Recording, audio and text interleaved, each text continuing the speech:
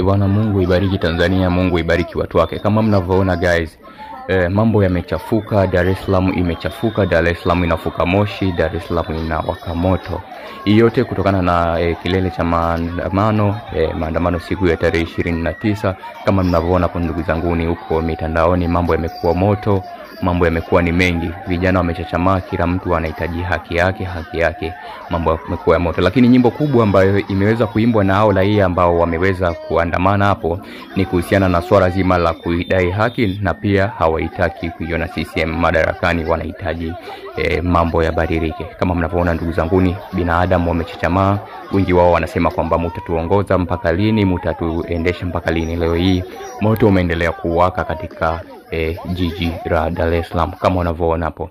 Endelea kufuatilia zaidi ujue nini na nini ambacho kinaweza kujili katika hayo maeneo. Of course hayo ni maeneo ya Kimara kama mnavyoona hapo. Vituo vimechoma moto vya mwendokasi vinaendelea kufuka moshi, lakini pia raia wamechachamaa, wamezidi kuchachamaa, na askari wanaendelea kutawanya watu ili mradi kujaribu kuweka amani maeneo hayo.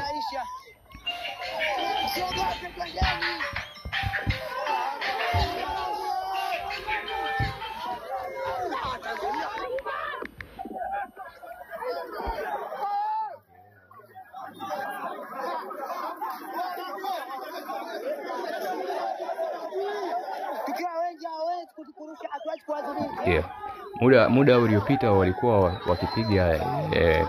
wakipiga risasi juu ili mradi kutawanya watu, lakini raia kama mnavyoona jinsi walivyochachamaa, wameendelea kujaa barabarani tu na kuendelea kuchoma moto vituo.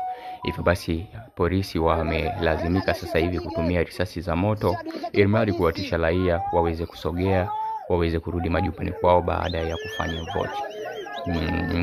Kama tunavyoona hapo, moto unaendelea kuwaka, Dar es Salaam imezidi kuwa ya moto. Mungu ibariki Tanzania, Mungu ibariki serikali.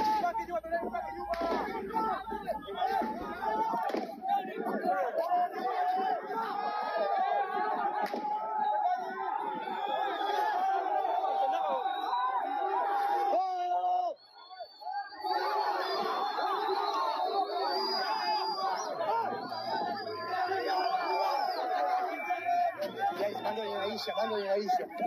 Ndio sio mrefu tutakuwa offline. Bando linaisha, siwezi kutuma namba yangu.